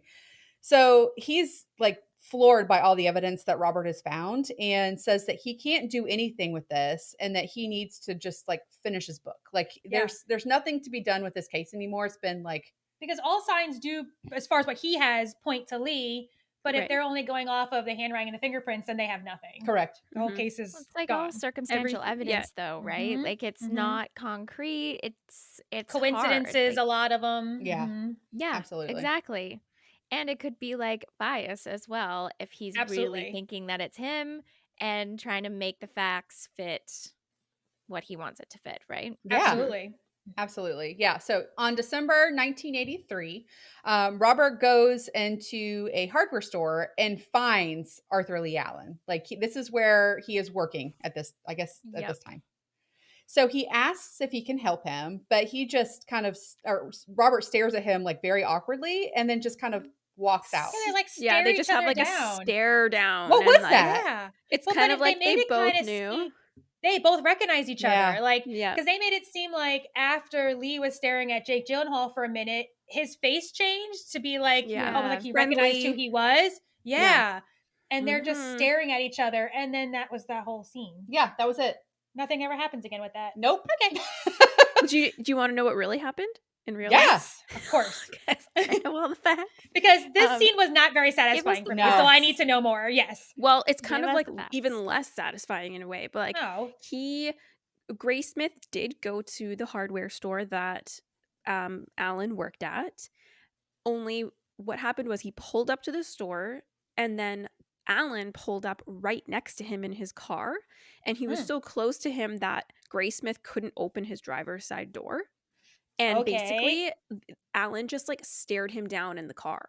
And like that's kind of the end of what Oh, so it I've wasn't in the read. actual store. It Yeah, was but like Outside of he, it. yeah, and it kind of That's seemed far like he was creepier. aware of who he was and like Mm-hmm. pulled up right next to him and was like, "The hell are you doing here?" Like taunting yeah, him. Kind of, exactly. yeah, like Wow. blocked him in. So Mm-hmm. that's apparently what happened. That's I think what is said in the book, or maybe he says something about it later with interviews or Hmm. something. But yeah, That's a lot creepier That than is a lot just yeah, creepier. walking into a store and like staring each other down and then leaving. Right, yeah. because he knew that he was there. Like he obviously blocked him in for a reason. Yeah. Which is I don't super know. ballsy of Gray Smith to go there, though. If he's so convinced that he thinks that Right. this is him, like, holy Yeah. Yeah. shit. And that's So laying it ballsy. out. He's putting all of his cards on the table because he's telling him, like, I know it's you. And it's like Yeah. Lee has no idea that he's a suspect as far as Gradesmith's concerned. Correct. Yeah. So he's just flat out calling him out in a way. And I'm like, you're going to get yourself killed. I Mhm. keep thinking that Hmm. the entire movie. It Yeah. doesn't happen. I I keep know. thinking he's going to die I somehow. know. Never does. All right. Now we are 7.5 years later, Mm-hmm. and the investigators talked to Michael Majot. Mm-hmm. I He was the guy Right. from the The first scene survivor with the girl. correct. in the So car. Mm-hmm. he's asked to pick out the guy that shot him in a lineup, and he actually chooses. He's like, "This is the guy," and Mhm. who it was, Arthur Lee Allen. Like immediately points to him. Immediately, Mhm. yeah. So when they, I don't know what I was trying to say here. So when they, I guess when they go to see Allen or Arthur Lee Allen to charge him, he has like this heart attack and just dies. Like Mhm. he's not. That's like the on-screen text at the end of the Yeah, movie. that's what it is. Mhm. And Yep. and so Right. obviously it's still an open investigation, and then Allen remains the only prime suspect in this entire thing. So Which is, Yeah. they actually have at least 4 like major suspects. And Hmm. I was reading about like connections with all these other people that they mentioned, and it's like, oh my God, there is a lot of circumstantial evidence against all of them. And yeah, Mhm. it's the only thing Yeah. that I keep going back to is the description of him and what these people look like. Sure. Because all we have is the description from the guy that survived at the lake Mhm.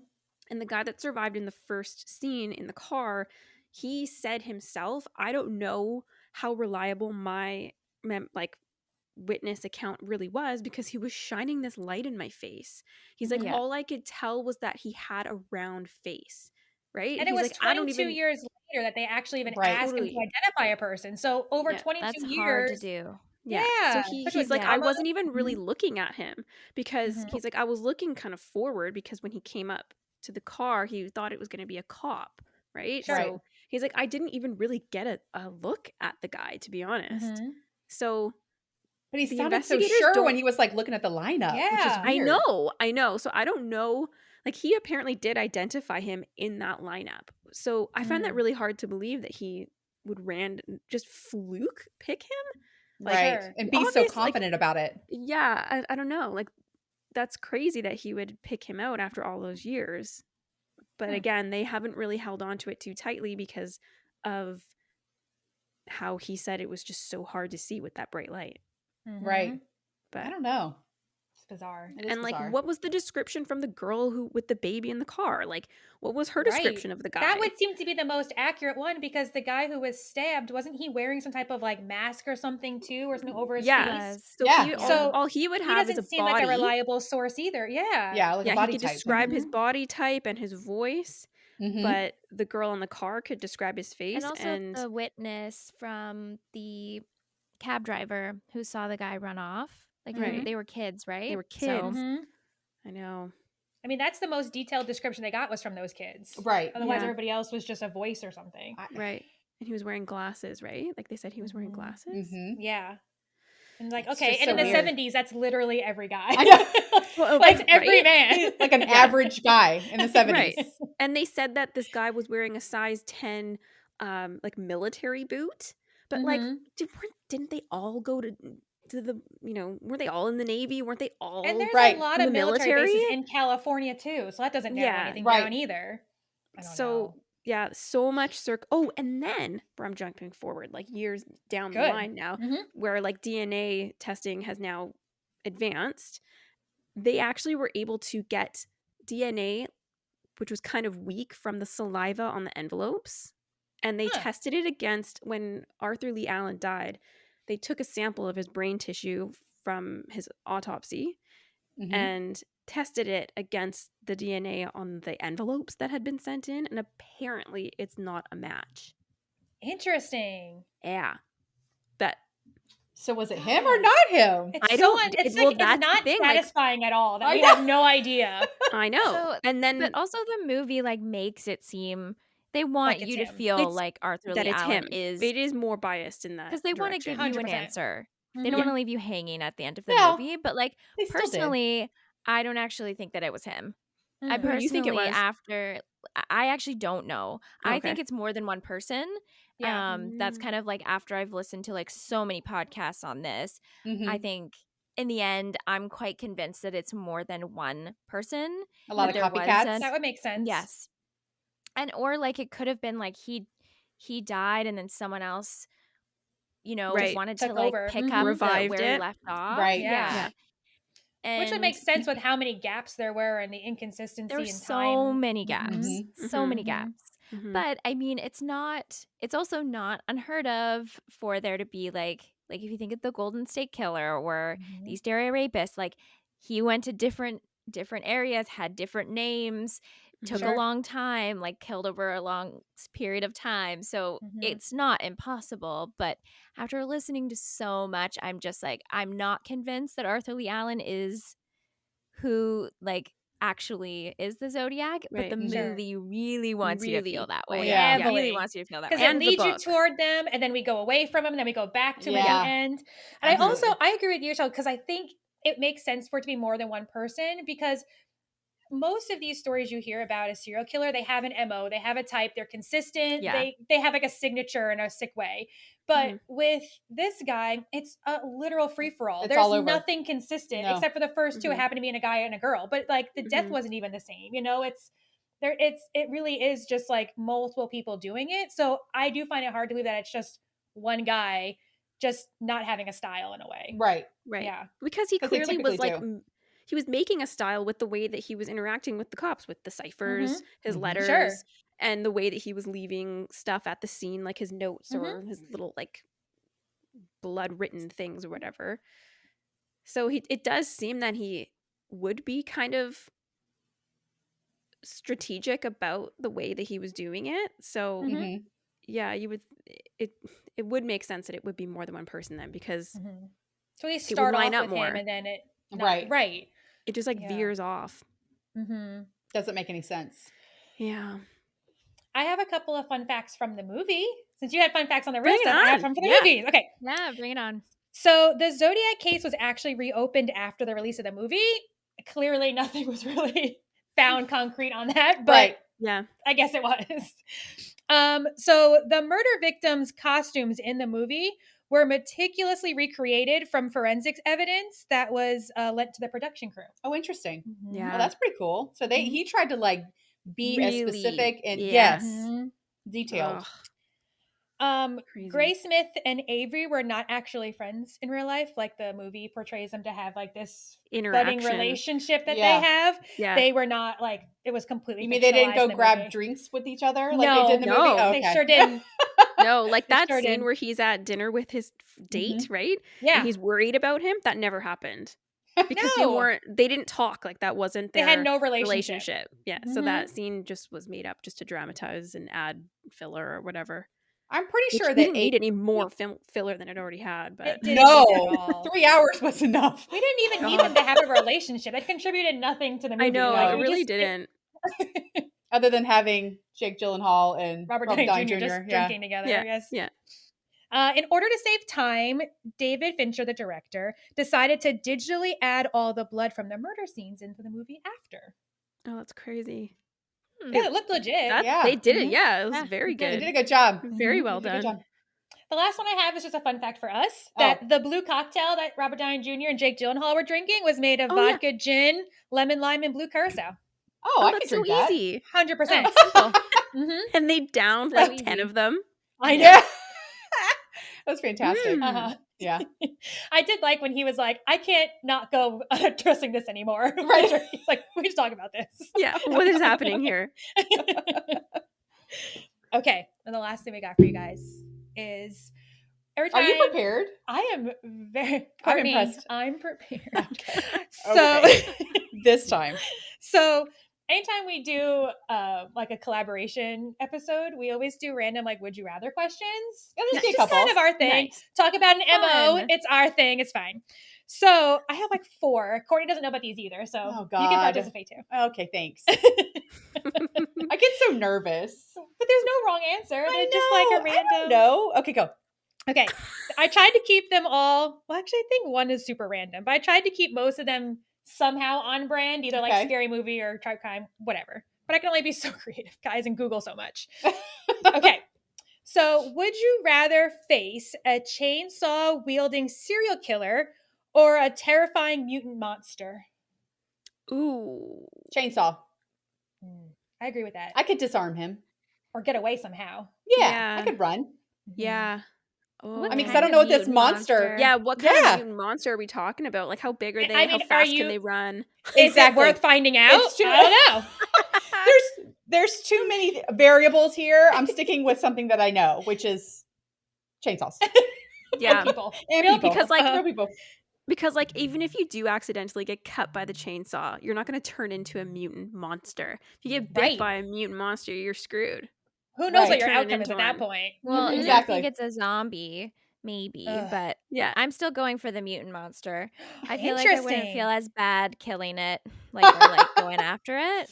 Okay. I don't know. I just feel like a chainsaw is in my way. I'm like 5'0". There's no way. I'm getting like chopped in half for sure. It does seem like it'd be hard to get around a chainsaw. Yeah, it would be hard even with my like dodging skills. It would be Mhm. tough. I feel How like I are might your be able to, dodging like- skills? Are they good? Are those that like They're you pretty have good Like, dodging I'm skills? low center of gravity. Like I can just dart in and out. But You're like a I feel ninja. like Like a ninja. Yeah. Yeah. with a mutant love though, that. I could like have a weapon and maybe have a fighting chance. I don't know. Okay. I like the Okay. weapon. Or cause a distraction or something. Yeah. What kind of weapon would you have? Guess In my whatever's head, I accessible. was thinking some sort of sword. I don't know. Oh. Like, where would I get that? I have no I would idea. love it Yeah. if you could have it on your back and be That's- prepared. Oh, and, like, yeah, yeah. That's kind of totally. mine. That's mine. Uh-huh. Yeah. Yeah. I've I like also that. Double probably sword. read like too many fantasy novels, like fiction fantasy. So that's probably where this is all coming from. You're like, I can disarm a mutant monster, not a chainsaw. So Right, it's fine. yeah. Okay. Well, we just finished watching the Lord of the Rings trilogy. I've seen them Uh-huh. already, but like we just watched best. it again. And like, are you picturing like an orc, something like that? And Yeah, like like killing some them kind with- of mutant monster. Totally. Yeah. Exactly. Yeah. Of Yeah. course. Of course that's what it would be. And those guys Yeah. are ugly too. They're creepy looking. Oh, they're Yeah. so And they're gross. big. Mhm. So it'd be Yeah. tough. But Yeah. let's see. You did. You went full Lord of the Rings I in your know. scenario because you even talked about your height as if you were like Oh, the yeah. Hobbit in a You're a little situation. You hobbit. really went Yeah. for it. That's The adorable. hobbits all survive Yeah, in they the do. end. So They do. I like the spin you took on it. You took it to like a fantasy level. I liked it. Good for you. where my head's at. Okay, this one's super random. Nothing to do with scary movies or anything. Okay. Would you rather have 5 half-size clones of yourself or 1 full-size clone of yourself? Wait a minute. Oh. So like Like, myself. Probably like the Like half you, but like size. half the size of you, and there's be 5 of you, Huh. or like 1 normal size Courtney. So there'd be like 2 of you then. I do the half size. You get so much more Mm. done. It sounds efficient for sure. Yeah. Yeah. Like you're closer to absolutely. No, I think I do And the like 5. no He's one's so gonna get you short. confused with the other clones because you're the Are tall you just one. gonna like put yourself to work? Is that what you're gonna do? And be Yeah, like, that's "Listen, exactly what she's you gonna guys do. take care of my Yeah, house. no, that's what. Yeah, that's I'll go live exactly- life. Yeah, I think I'm gonna go for the full size because Uh-huh. now I just thought like I could send the full Oh, size me to do mhm. things that I really don't want to Don't do. wanna do. That was yeah. where my head was at too. It's like I a was thinking Yeah. full size stand-in me, 100%. That was my first Yeah. thought was like stand-in. a It Takes Two Mhm. scenario. Mhm. But I do Yeah, like Yeah. your swap and like stay- all the little like I was gonna say Minions? minions. Yeah. Like your Little minions doing mini-me's. your work, doing your work for you. I fucking kind of love work. that. I'm just gonna like sit on my throne as they do all the work. I do like that. I like that. It's efficient. It is efficient. Okay, would you rather be trapped in a romantic comedy with your enemies or be trapped in a horror movie with your friends? Oh, horror movie with my friends. Horror movie. partner work right there. Yeah, we're getting out of this. I am Yeah. Oh god. Yeah, I'll shake somebody. Trust me, I've lived a horror movie with an enemy, and it's you don't want it. Yeah, that rom-com would turn into a horror movie, wouldn't it? Yeah, you don't want it. It would. So inevitably, you'd be in a horror movie with your enemy. Yeah, 100%. Yeah. It'd be bad. It would turn into a horror movie. I'd want to know more detail. I know this is the question that I said, but now I'm like, I need to know more. I want to know what kind of horror movie is it? Is it like a paranormal one? Is it like a serial killer one? Is it like a zombie one? Because for me, that would play a huge role in it. Because I feel like paranormal, who gives a shit at that point? I feel like people. Well, because it doesn't bother you. Not afterwards, no. But if it's I don't know. I would want to know what kind of movie it is. Okay, well now that you don't get those answers. I could. It's kind of like the mutant monster. I should have added to my question. Yeah, just be more specific. Paranormal though, that to me is the scariest of all horror for me. Interesting. For the paranormal ones, yeah, Paranormal Activity. Those movies, gives me a gag reflex just thinking about it. Oh god, no. They the paranormal ones bother me a lot while watching them, but because we've stick with you. Yeah, because we've done a bunch of random paranormal ones or just monster ones or serial killer or whatever. Mm-hmm. But the paranormal ones, once I'm done watching them, they don't really linger with me. Oh, but the ones that are based on what could actually happen of a person just being a fucked up individual, those creep me out because I'm this Yellow feels real. That I'm watching right now. What are you watching? Anyone seen Yellow Jackets? No. Oh my gosh. It's just so real, but then also not, and it sticks with me. Because it's it could potentially happen. Is this with the girls who... Yeah, the soccer team. The soccer team. Okay, with Christina Ricci. Yes. And it's shot all in Vancouver, where I've heard of it because she was on a show recently. Oh, okay, cool. Yeah, and so it's fun. I like watching shows that are shot here because I'm oh, that place and that place. Yeah. But it makes it even more real for me. And I'm they're having dinner at a restaurant that I go to all the time. Cool. Not going there again. This could happen to me. Yeah. That's creepy. I don't know. Okay. Okay. The last one I have. Okay, I'm ready. Okay. Would you rather be a doctor investigating a deadly swamp-borne virus? Wow, that was a lot. A lot. Okay, I had to digest that one. Yeah. Okay. And I don't know why swamp-borne is so specific. That is. But I like it better because we're in a pandemic. So I like swamp-borne. I was just going to say, like what we're doing now. Right. Or would you rather be a cop investigating a string of bizarre murders? Oh, cop for sure. Me too. Yeah, for sure. I don't want to. Yeah. Because you don't. I mean, how do you? There's too many. You don't know. You don't know what that virus is. And even if we're not living in a pandemic, I don't want to investigate any type of virus or anything. No, infectious diseases, that kind of thing. It's not for me. No, not enough hazmat suits out there. Biochemistry is just not my jam. So, I mean, I'm with you. Yeah, it would be. We'd all die. Yeah, I think I'd make it worse somehow. Yeah, I don't really know. Okay, that's all I had. Oh, okay. Those are bad. Those are fun. Okay. Yeah. Those are great. I like that idea. That's Well, ladies, we appreciate you watching a super long movie with us. Yeah. And talking about it. I know, right? It was really long. And thanks for coming on our show. We had a lot of fun with you guys. Yeah, us too. Thanks for having us. Yeah, talk about your show a fun. bit more before we move on. Mm-hmm. All right, Shell, that's you. Talk about our show? Okay. Yeah, pump our tires. Tell everybody where they can find Pump you. our tires. Yeah, If they haven't listened to your show yet, shame on them. Guilt them if you want, whatever. Yeah, absolutely. All right. Sure. Okay. Well, Lisa and I host Whose Crime Is It Anyway, which is a Canadian true crime podcast. True crime from the true north is what we say. And we cover all types of cases. Serial killers, just regular murderers, missing persons cases. We've even done a couple of heists that have happened, including a maple syrup heist. Okay. How Canadian get any is more that? So Canadian. You can't get more Canadian than that. So there's something for everyone. And we are releasing podcast episodes, new episodes every 2 weeks. We've just sort of relaunched for the new year. And yeah. And you can find us anywhere that you can listen to a podcast. We are there. And you can also find us on Instagram. We're there at Who's Crime Podcast. And we're on Twitter at Who's Crime Pod. That's all I got. Okay. That's awesome.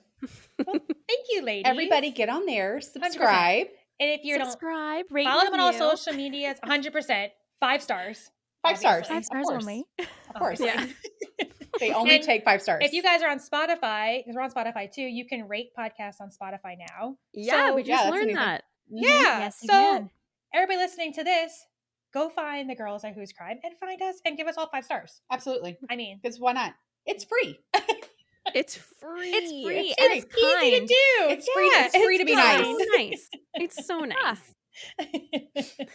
Well, thank you, ladies. We really appreciate it. Yeah, It was of good hanging out with course. you guys. Yeah, it was Thank super nice to you. meet you guys finally. You Yay. too, officially, like see your faces. Yeah. It was nice. Yeah. Thanks, guys. Okay, Bye. Bye. Bye.